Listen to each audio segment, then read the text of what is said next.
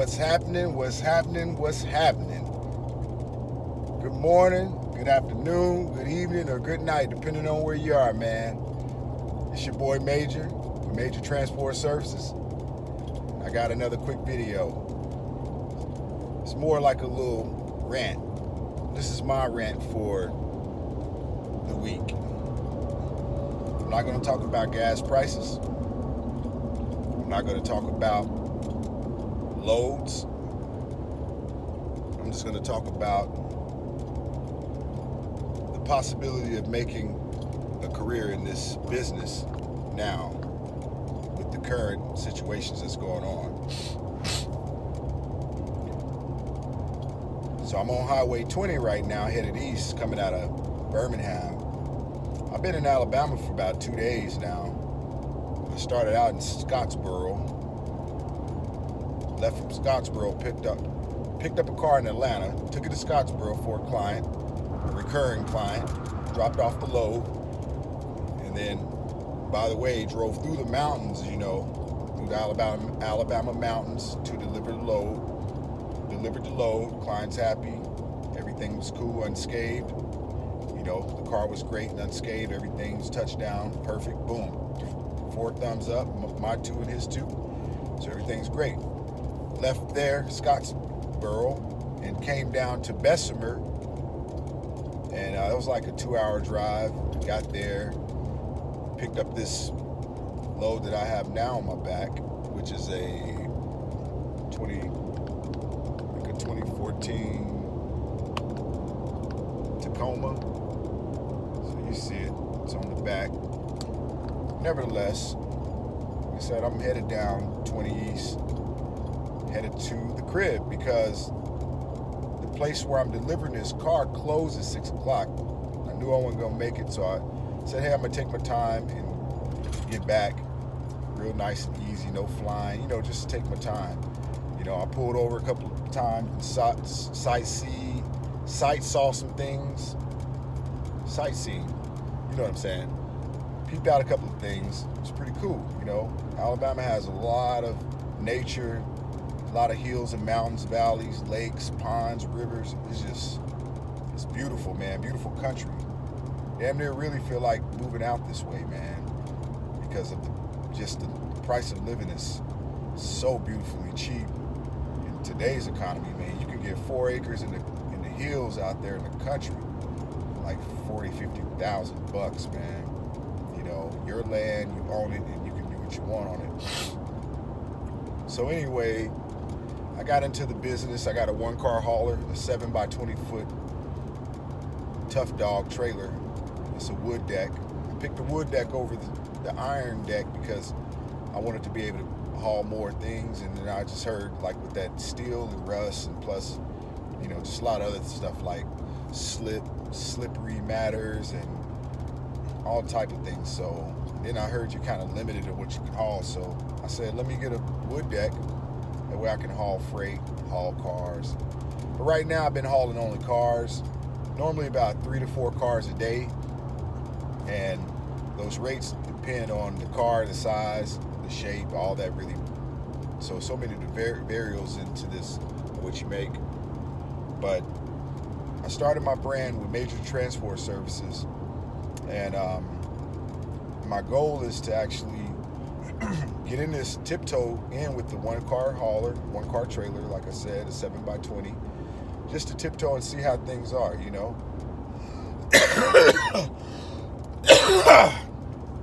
My first time hauling the trailer, so I didn't want to start out trying to drive a big old trailer that I couldn't maintain or handle.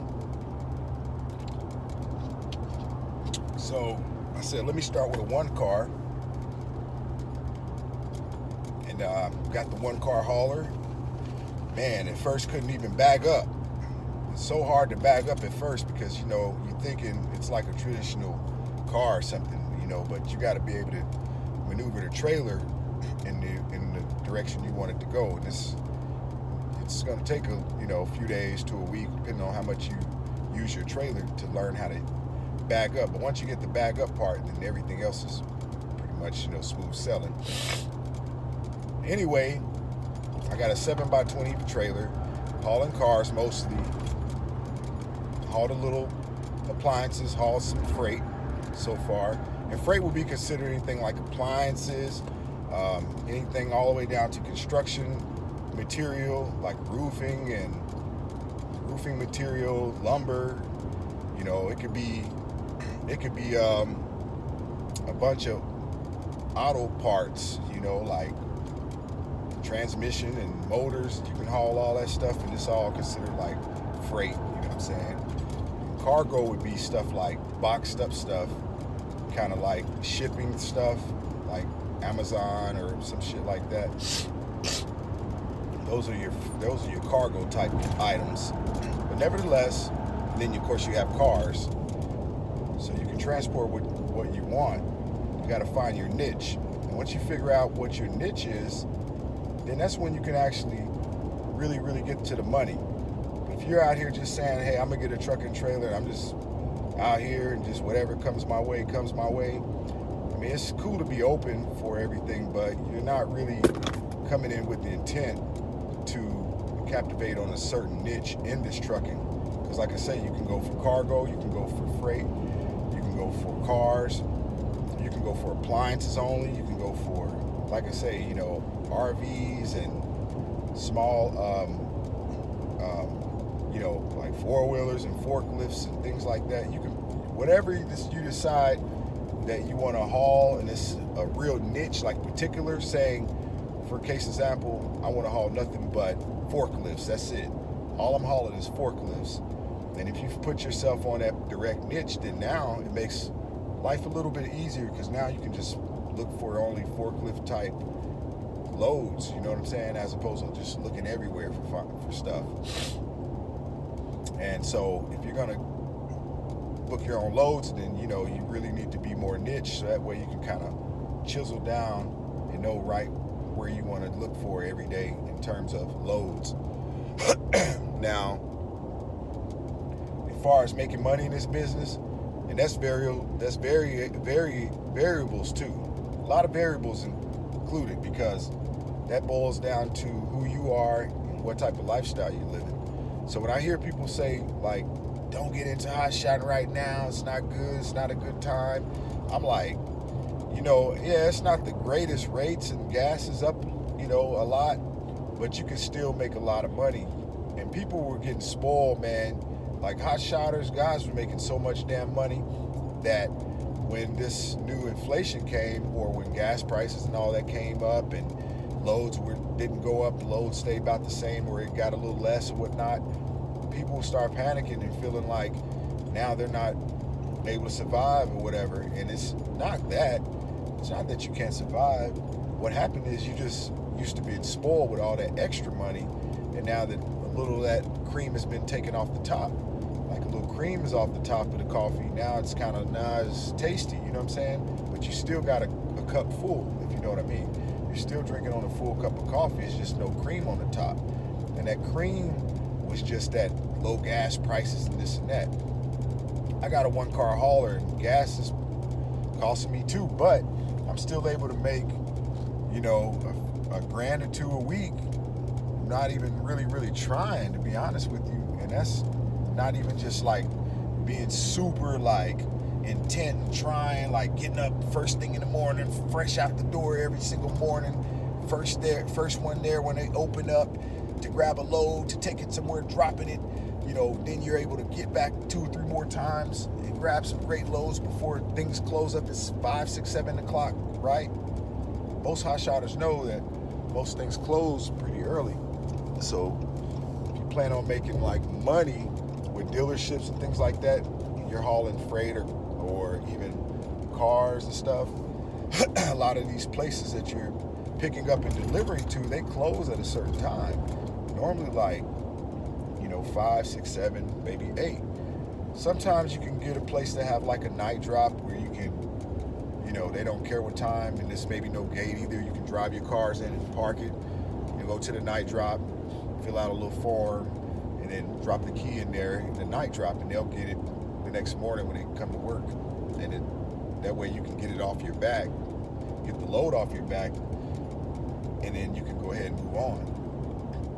But most situations, they don't have night drops, so you're going to end up having to keep the load either with you all night, which is the safest thing because it's a liability, right? Having someone else's, vehicle or freight or whatever on your back longer than you really need to have it.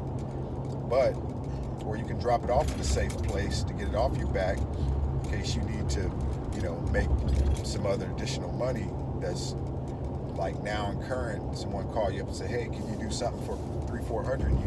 You can do it, but you just got to unload that load that you couldn't get there before they close, and then you can find a place to drop it, and then you go grab that, make that money, then you get free again, then you reload your load back on your trailer so that way you're ready to drop it off the next day.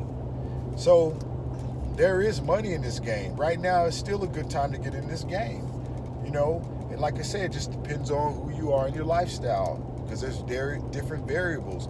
If you're a type of person that has a wife and a whole bunch of children, or just have children in general, then you're going to have a lot of more bills depending on what type of house you have. Is it a mortgage, or is it rent? Are you living in the city? Are you living in the country? Is your rent $2,000 a month? Is your rent $4,000 a month? Is your rent $500 a month? Do you have extra debt and bills and other things going on? Do you have other car notes and truck notes you're paying on, and trailer notes? Do you have additional stuff? All that matters. It's not just a cookie cut, oh guys, this is no good time to get in because it's not good for me. That's because you might have a gazillion bills, so it's not a good time for you. But it's a good time for a person who may not have a lot going on. Like me, I don't have any kids, I don't have any bills really besides the basic bills that everybody have, rent, utilities, truck note, trailer note. You have, your little necessities, things you need throughout the month.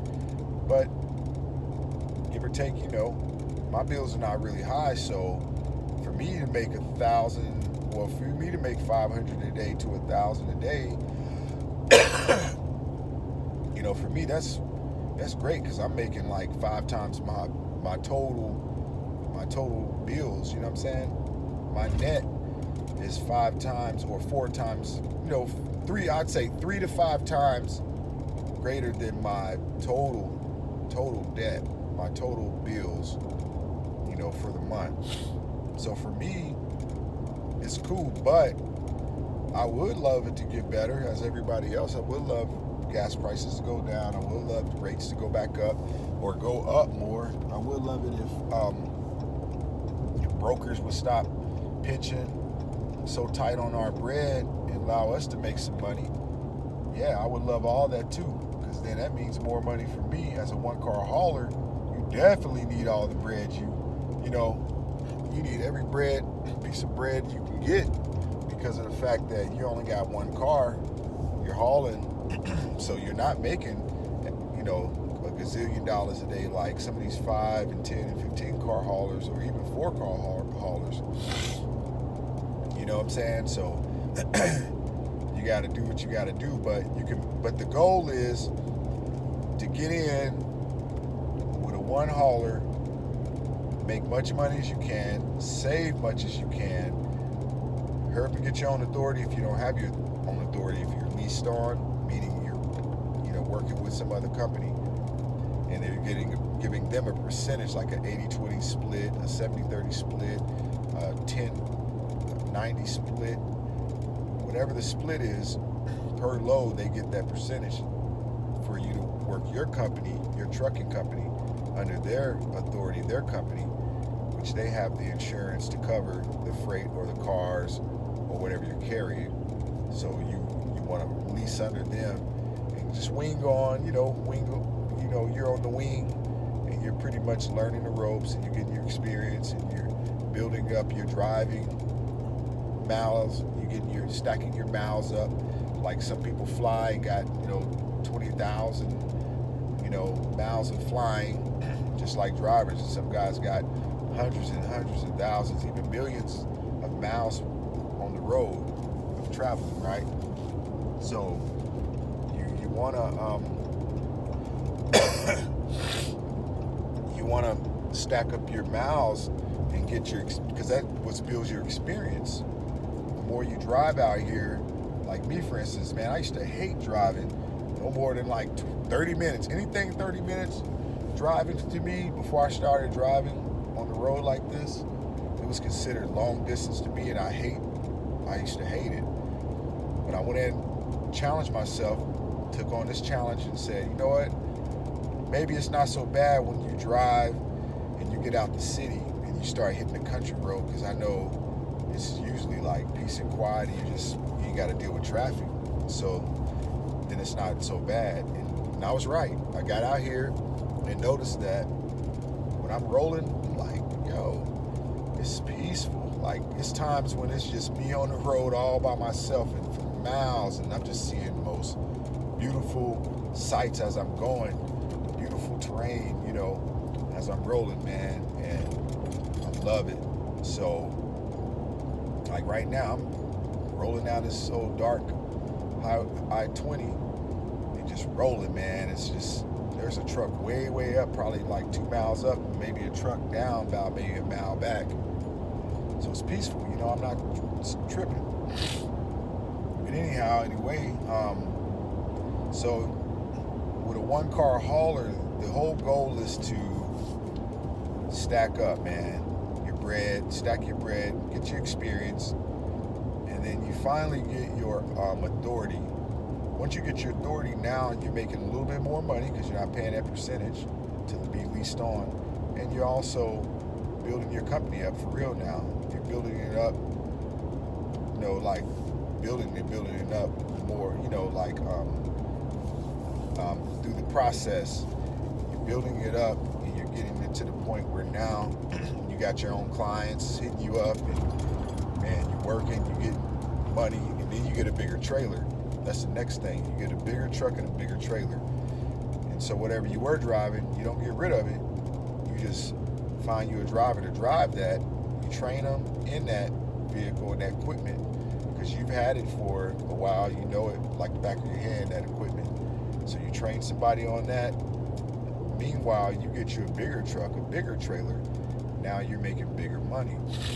And in this business, your money doubles and triples and quadruples as you get a bigger trailer, because if I have 1 car on my back and I'm making $500 for this car, imagine if I had 2 cars, that would be $1,000. So that'd be instantly like a double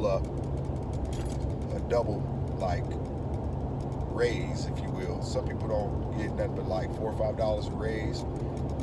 Your raise would be actually a double up from what you were making, because you just added a whole nother vehicle. So you want to eventually get you a bigger vehicle, right? And once you get your bigger vehicle, a bigger trailer, you make more money. Plus, you still have your first truck and trailer out here making money daily with your new driver. So now you're beginning to build your fleet. And then after like 6 months to 8 months, rolling in your new setup, you do the same thing. You repeat the process. You get you a new driver for that one, train them on that, or have your one driver that's trained up by that time train that new driver, and then let him move up the ladder and get into the bigger truck and trailer, and let the new guy get into the one hauler. You know what I'm saying? Like a rotation. And every 6 months you get another guy, another truck, another trailer, and the new guy starts with, you know, with the 1-car hauler and the trailer. And then he's trained, work himself up to the 2-car hauler or the 3-car hauler. Then he work himself up to the 4 hauler, then eventually the 5 hauler. And that's the process. And every 6 months you get a new truck, a new trailer. You build your fleet, and in a year you have, you know, in a year you'll literally have it going on, and within 4 or 5 years of just steady, consistent with that, you'll have it to the point where money's come. You know, you're literally making, you know, pretty much about $500,000 or more a year with your trucks, with your fleet. No, you'll actually be making a million, definitely $1 million or more with, 5 to 10 trucks out there, and everybody's making, 500 or bucks or more a day, and you're getting half that, or you're getting, maybe 60-40. They get 60, you get 40, because it's your equipment. It's all your equipment. The only thing they're doing is getting in there, driving routes, and they are, which that ain't trying to downplay that, because it is a lot to drive, but my point is, for 60-40 split or 70-30 split, they get the 70, I get the 30. Or on some situations, maybe it'll be 60-40 instead of 70-30. But nevertheless, whatever number I and the driver come to, that'll be the agreement, and that's what we'll lock in, you know what I'm saying? And then they'll be able to get their money, stack their bread, and I build a fleet. I pay for maybe half the gas or a percentage of the gas. They pay for the rest of the gas. And yeah, so you build your fleet up, and eventually you just get out the trucking game. You find you a cold, sharp dispatcher. You find you a dispatcher who you can work with. And you and the dispatcher, y'all work on basically keeping these drivers and this fleet rolling. Keep the fleet rolling, keep some drivers driving, and that's pretty much the MO. You know what I'm saying? And that way, at the end of the day, your drivers are driving, they're getting money, they're happy, they're feeding their family, you're getting money, you're feeding your family, you know what I'm saying? Everybody's cool, everybody's happy. So that's the way it's supposed to be. That's the way it's supposed to be. And then you, like I say, get you a dispatcher. And if you don't know what a dispatcher is someone who pretty much sets up loads for us carriers, aka drivers, aka transporters, aka hotshot truckers. Some people book their own loads, but most of the time, truckers or transporters, we usually find us a dispatcher who will take on that duty, which, that'll be their bread and butter. They wake up in the morning, they're already searching different load boards, because there's several load boards, and they're searching them, and they're pretty much looking for loads to throw you to see if you're interested. And if you, let's say, decide that you will take the load, then that's when they give you the okay that the load is available. You like the load, you see that it's profit, you accept the load, take the load, and then they get their percentage for setting up the load. And it's usually anywhere between 1% all the way up to 10%. In some cases, it could even be higher, depending on if this company is using their authority to leash you on, then it could cost you even more. But nevertheless, you have your dispatchers, and then you have your brokers, and your brokers are the ones who pretty much get the clients. They find the person who wants to buy the car, or who just bought the car, who needs to ship from Milwaukee to Atlanta. So they don't have, they'll go to a broker, or a broker will find them, however it works. And then once they find each other, the broker will be like, yeah, I can get your car from Milwaukee to Atlanta. It's going to cost you $1,000. And then I'm just using that number for just easy math figures. So yeah, or 1,000, okay, cool, boom. They take it 1,000, and then a broker would say, hey, let me put that on the load board, and it'll be for 500 to go from Milwaukee to Atlanta. And then a guy who's got a truck and trailer, hot shot or whatever, they'll go on the load board and see that offer, and if it makes sense to them and they feel like they can make money on it or whatnot, they'll accept the load, they'll get the load. And then when they get the load, it's their load, they'll make the 5, and the broker will make 5, sometimes even more. And the brokers, sometimes these brokers will be just as scandalous to go so far to say, hey, even though I booked the load, I threw you the load for this amount, 500, but I charge another 3% for the booking fee or something. You know, it'll be something where they get more money out of it. So they end up getting more money than the actual driver or the actual carrier. So that's sometimes how it happens. Not all the time. There's some good brokers out here, but most of the time, that's usually what happens, man. So yeah, so you have your brokers who, like I say, who find the clients, who get the clients. Then you have your dispatchers who sometimes the brokers will find a dispatcher, or a dispatcher will find that broker, and they'll work together. And that broker will just pretty much be letting that dispatcher know, like, hey, I got all these loads. Can you get your drivers to, you know, move these loads?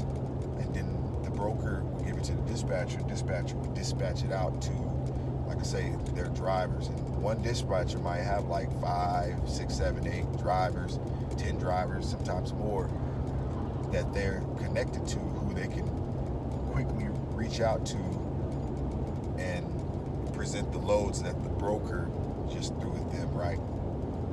So that's just some general information about how it goes in this hot shot game. And hot shotting is like, it's a lot of us as hot shotters. It's not just a truck and a trailer moving freight or cars. It's everything. You know, you have medical runners, medical carriers. You have, you know, they call themselves couriers, but it's still hot shotting because you still are running items back and forth. You're just picking them up real quick for the day. You taking them somewhere real quick and dropping them off and keeping it moving. You know, and they're just labeling it different, but it's still all pretty much the same. Hot shotters, and what else I said? Yeah, like Uber, all that's pretty much all the same. So, yeah. Anyway, it's all good, man. You know, if you really want to get in this industry and make some money, you can. Hazard reported ahead on I-20 in a quarter mile. You're still on the fastest route. You definitely can get in this industry today and you can make some great money. So don't listen to people say you can't get into the industry, or it's not a good time to get into it because of the way they look at it. And like I say, they're basing it on their lifestyle, and they're basing it on the loads that they're getting, and they're basing it on the niche that they set forth in this game. Because like I say, in this game you can do a lot of things. You can drive only, you know, say cars. You can do only freight. You can choose to do only cargo. Whatever you decide to choose, you know, there's different levels of money in that. If you decide to transport only cars, guess what? If you say, I want to do nothing but inops, like inoperables, meaning cars that don't run, then guess what? You can make more money with inops than sometimes driving cars. So that might be a niche in itself. Like, let me go. So they always say you want to niche 2 layers deep. So in other words, if you decide I want to haul nothing but cars, okay, what kind of cars? Exotic cars only, you know, enclosed trailer transport where you're only transporting things that's like high end and stuff like that. That's a niche in itself, you know. There's guys that don't touch nothing but high end cars. If it ain't like a Maserati or a Bentley or some shit, some people don't even transport cars unless it's high end because they have like really, really nice trailers, and you know, they invest in these trailers, man, to transport these exotic cars, and that's where they are. That's their niche. They found that niche, okay? And there's some people that do nothing but junk cars, nothing. Some people making 6 figures for real, or 7 figures, sometimes 8 figures, but from hauling nothing but junk cars. And they found that niche. They found out where to get the cars and how to, you know, make the money and all. So it's all about getting in, thinking about what, you know, doing your investigation, figuring out what's making more money in your local area, because what's doing good in Wyoming may not be doing good in Atlanta, vice versa. So wherever you are, research the area and figure out what's popping. Like here in Atlanta, case in point, here in Atlanta, cars is the most lucrative. Like they say Atlanta or Georgia, period, is like number one in cars and autos, like automobiles in general. So that's trucks, cars, SUVs, all that. Like automobiles, Atlanta is supposed to be, or Georgia in general is supposed to be number one out of all 50 states. You can Google it and see if I'm wrong, but that's what's said. So I'm here in Atlanta, so for me it's only smart to do cars because, you know, I stay loaded with cars. Every day there's good work, consistent work, lucrative work. But the only thing about me, I have to kind of still niche down myself what I want to pack, because right now I'm taking all cars and whatever, you know, bikes and all. But I do want to niche down more, like I was just saying, and become just more into just one type of automobile if I'm gonna transport. That way I think I'll be a lot more successful that way, at least until I get a 3-4 hauler. Then it really wouldn't matter, because you're grabbing 4 at a time, 5 at a time, you're killing the game at that point. All right, so we're in Georgia, just passing the sign, welcome to Georgia.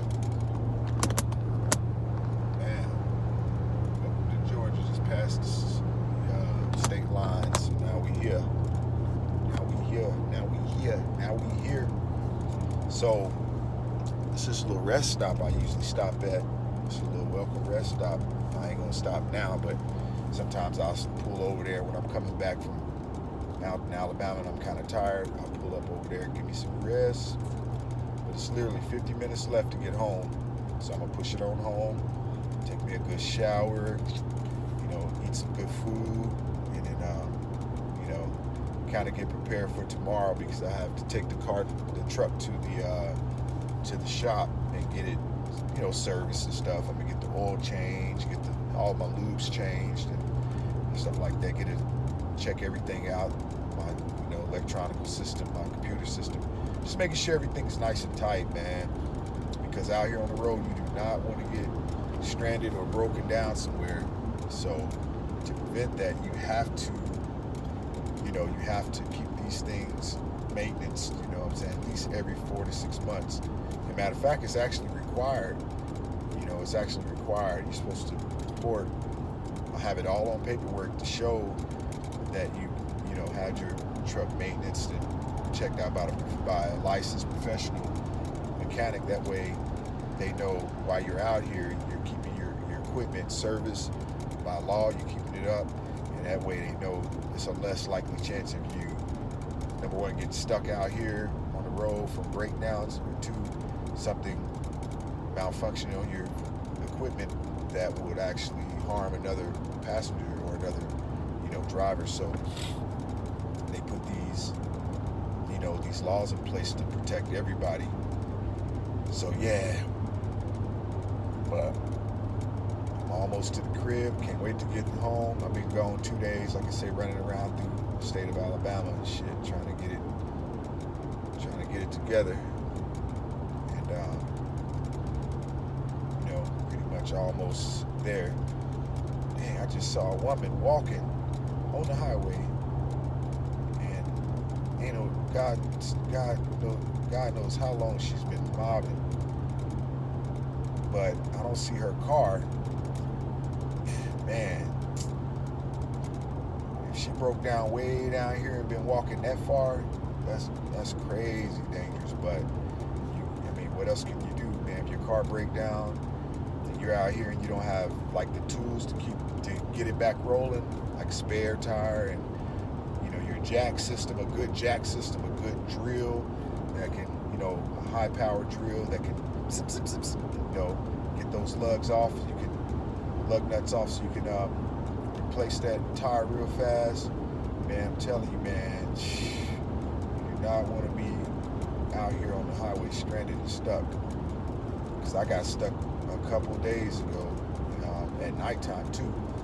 But I ran out of gas because I thought I could push it, because it said E, but I had like 17 miles left, and I figured, man, by the time I'll run into a gas station. So I just kept pushing it. And my bitch ran out at 17. Even on the diagram, it said, on the computer, it said 17 miles left. And Jimmy Carter, which was my next exit, was only about maybe a mile up. I knew I could make it, but shit, it stalled on me, went out. So I got my 3 triangles that you're required to have, you know, in your truck, on the passenger side particularly.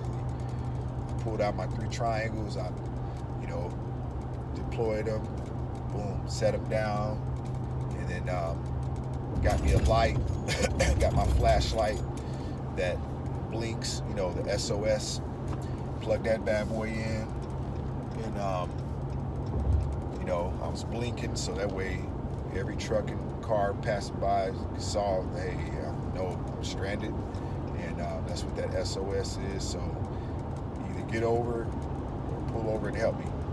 And for the most part, like all the big riggers, the truckers, the big truckers, they were all like, man, getting over. I love that.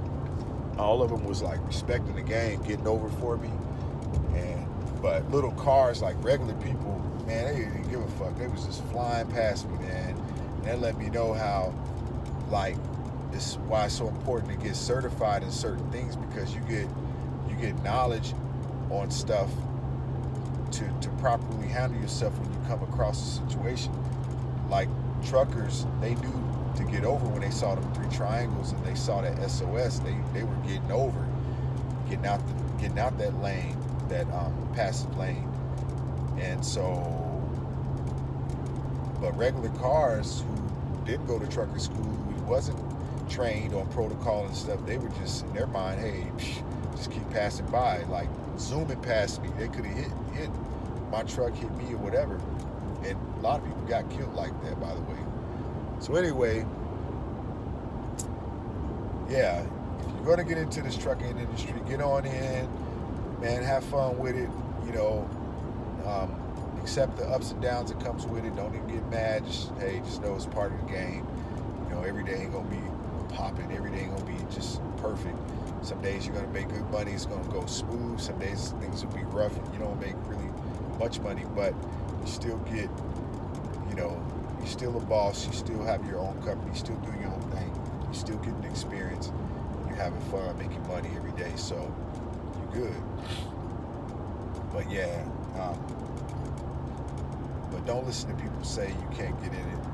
You don't get in it at this time. There's no money and da da da. That's only the way they're looking at it from their view. You know, according to their lifestyle and the type of things that they have going on in their life in terms of bills and stuff. Like I said earlier, and that's that. Okay, so on that note, I'm gonna go ahead and end this video. But if you like some of this content, man, please, you know, give me a thumbs up, man. You know what I'm saying? Let me know that you're feeling this information, whether it was helpful or whether it's just entertaining or whether it's just me blabbing my mouth, like whatever, you know. You can even give me a thumbs down. I don't care. I just want you to react to me so I can get a chance to see where I'm at with these videos, because, you know, I'm new at this hot shot game and I just want to educate people who are curious about it and trying to get into this, just showing them the life of this game from my view, my world, from my perspective, from my everyday experience. Because I was at one watching YouTube every day, had my couple of hot shot cats I was watching every day, like, you know, Hot Shot Mac, that was the main one, who was like really educating you in his videos, as opposed to just riding and just talking about his daily routine. He was actually like educating you. And then I was watching, you know, Hot Shot Benny sometimes, you know what I'm saying? He was cool, educate you sometimes and some stuff. Well, a lot of times him too. And, you know, man, M1, what was it? I mean, D41 Auto Transport. Then you got White Hauling with your boy, I think it was named Ty. Yeah, Ty with White Hauling. I was watching him a lot. He, you know, through his videos, man, I learned a lot too, because I used to see him just out here, man, with one car hauling, getting it, traveling state to state, making real good money, you know. And I was like, okay, so, You know, just like I watch a lot of YouTube, learned this game mostly through YouTube, it's the same way you're watching it and getting it from me. And I will give you the real and true life and examples of what's going on out here, you know what I mean? No bullshit. So anyway, on that note, man, give me a like, man. Subscribe to my channel if you haven't. Take a moment real quick. It only takes 2 seconds. Go on up there, subscribe, like, and share it if you can. Make a comment if you like. Let's talk about this hot shot life, man. You know, give me some game if it's things I'm not aware of, you know. And if I said anything that's incorrect in this video, hey, let's talk about it. Correct me. I stand to be corrected because I want to do right in this business, because the greater we do as a hot shot community, the less the laws like squeeze on us, you know what I'm saying? But we keep fucking up out here and making mistakes, that's when they'll snatch that shit from us, you know what I'm saying? And make it harder to haul without having all these different types of, like, you know, requirements, extra requirements. It's already enough requirements as it is, but I understand the requirements because, like I say, they're established to help both ends, help us and you know, civilians, people too. So anyway, like, share, comment, and follow, man. And I'll see you in the next video, okay? Take care. Keep those wheels turning. Keep earning. And stay safe. God bless you.